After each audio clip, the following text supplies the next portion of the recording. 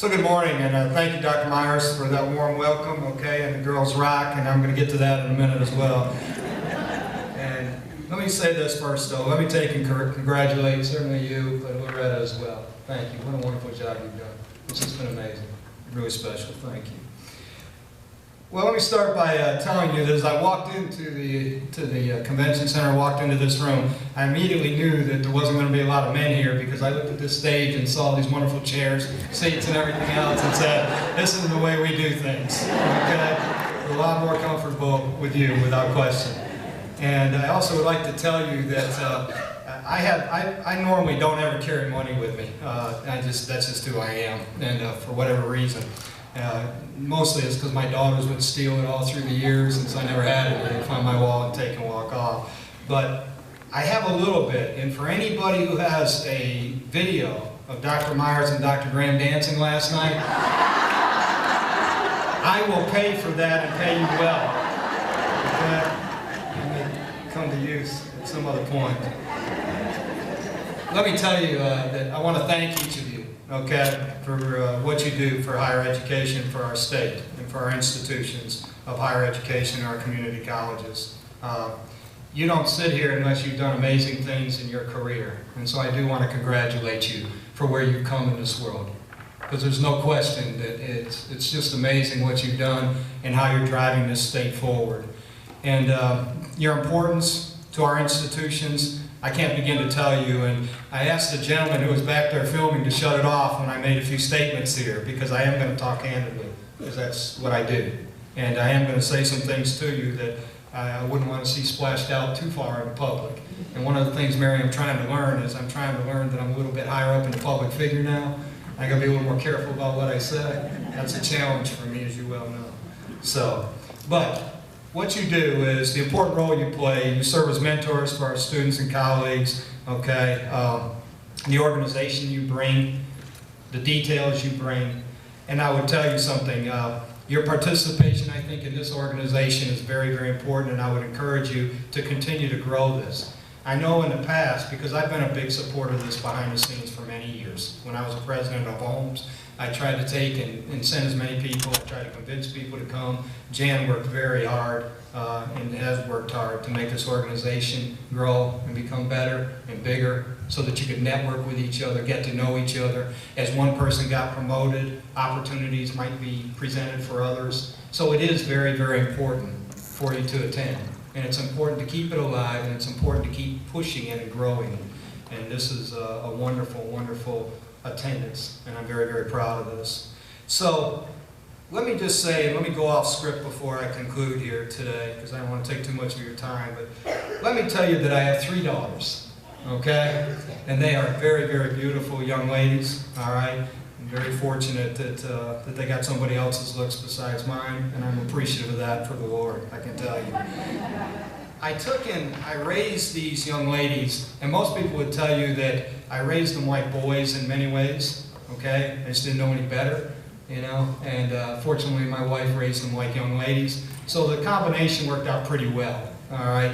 They're very successful, they do a wonderful job. But here's what I told them, and I don't have any words, profound words like Dr. Myers did, but here's what I raised them to believe, all right? And that's this. I raised them to never be a spectator in life, never. That I raised them to participate.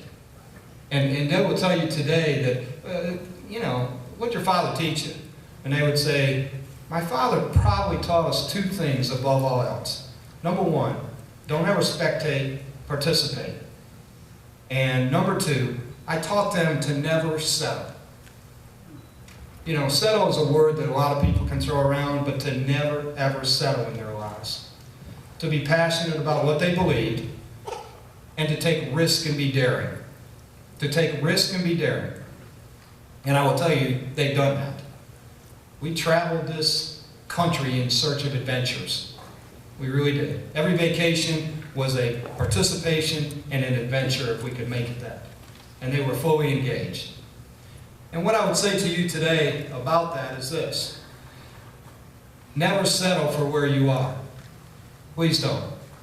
Because I am convinced, I am absolutely convinced, and I've told people this time and again, that It is going to be the women of this state that is going to drive this state forward eventually. Whenever I needed to really, no, I'm serious. Whenever I really ever needed to get anything done, guess what? Oh yeah, and you're shaking because you know it. It's the truth. It is the absolute truth. And then I'm going to add to that. If I ever needed it to be done right, where I didn't have to fool with it anymore, and I knew it could be done, and I could just say, okay, it's finished, and go, I knew who I had to give the projects to. Okay, and I did. And my administrative team, all through the years, was made up of either more women than men, or at very minimum 50-50. But, interestingly enough, once again, whenever I needed something done, I know that I called somebody and say, and you know what? The other thing that's big about it was, they were always the ones that said, yeah, I can do this, I can get it done, and I will get it done. So, let me talk about something that I perceive as being somewhat real, okay? And my daughters and I talk about it often because now they're out in the professional worlds and they are out there making their way to be leaders, which they are. And I perceive it to be very real, and I know you know this, that, you know, people back when I was growing up and everything talked about glass ceilings. I don't know what they call it today. I've lost track of terminology, but there is some ceiling out there that you have to fight to get through, and I'm very conscious of it. And as Dr. Myers sits behind me here, she's gotten through a pretty tough ceiling. She really has. I don't think that's any big secret. Dr. Graham has sat through a pretty tough ceiling. You know, you come into the community college system and there's 14 men sitting around and, you know, there's one beautiful lady, right? It's not easy to get there. It is not easy. It's a challenge. It's hard work, you know, and it's a little bit tougher, I think, for you. And so what I'm suggesting to you today, as I close up, is I'm suggesting to you to persist at all costs.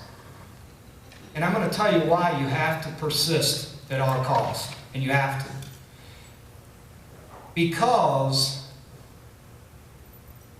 you're the ones that are going to make it better when you arrive.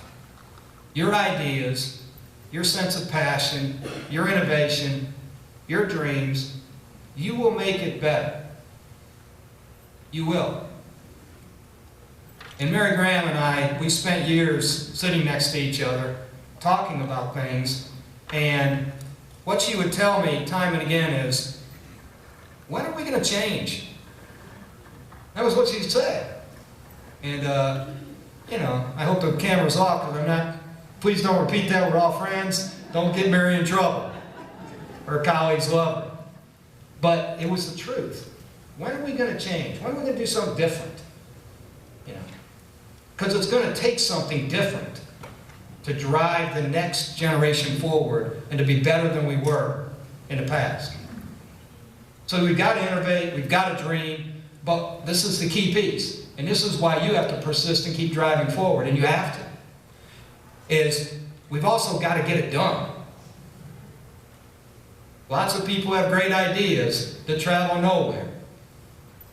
My experience through 30-some years of administration in all different settings suggests that if I want to get a dream and an innovative idea completed, I needed to go out and find a staff of women who were as passionate as I was about it, cut them loose and say, go get it done.